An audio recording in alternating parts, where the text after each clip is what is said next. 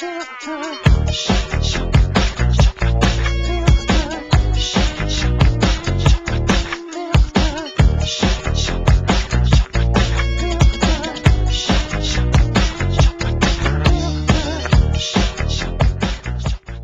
I'm Brad Meehan. I'm a comedian from ShakyVoice.com. Okay, so tell me how you started doing comedy.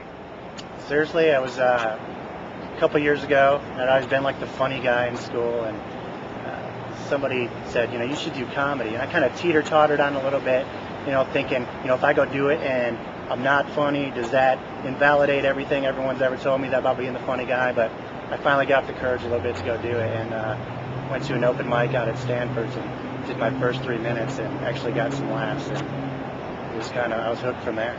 You're probably thinking, man, how'd you get into comedy, right? I guess I didn't have a lot of options coming out of high school because I got bad grades, and my guidance counselor told me I was either going to be a prison guard or a prison bitch.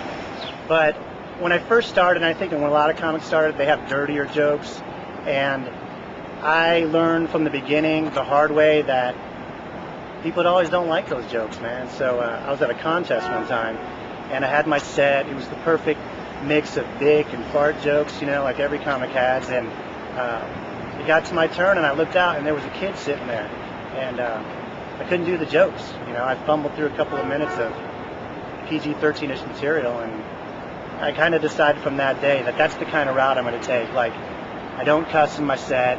If I do like sex jokes, it's more innuendo or kind of, You said doo-doo. I did say, yeah. Like most about doing comedy? It's like people you meet at the show. It's like, you never know who you're going to run into.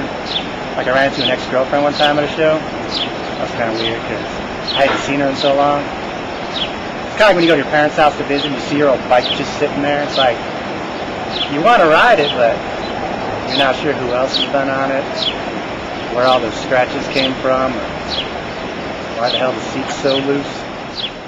Any local club stories, hecklers, having to deal with hecklers in town or anything like that? Yeah, there's always someone that thinks they're funnier than you after they get a couple of drinks.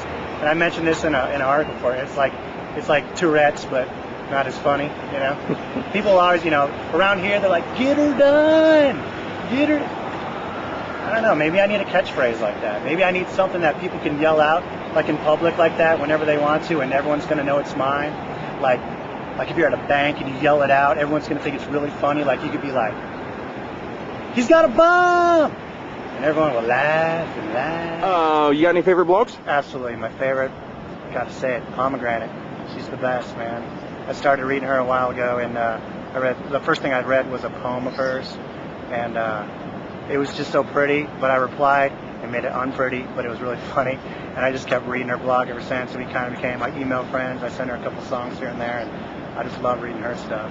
I love your stuff. You're political, and I'm not, and so that's kind of like I'm living vicariously through you and your opinion, The closest I've ever become being political was in the 80s.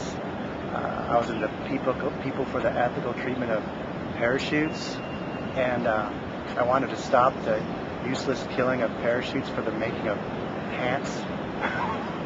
And I would rather go naked than wear parachutes. And I like to read Post-Secret a lot. I really like how they just spill their beans on a card like that. I bought their book, and it makes you feel sad, but it kind of makes you feel a bit better about yourself.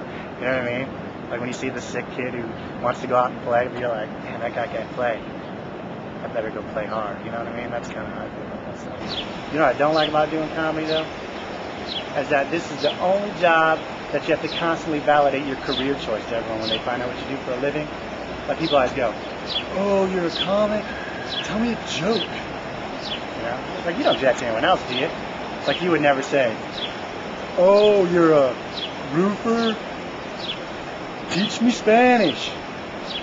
What do you see as the future of your comedy career?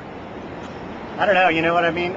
Being around here and being that I have a family and a job, I kind of like the idea of just big fish in a small pond. There's nothing wrong with staying hometown. And, it's kind of nice when someone's like, well, that's that guy. That's the comedian guy. I know him.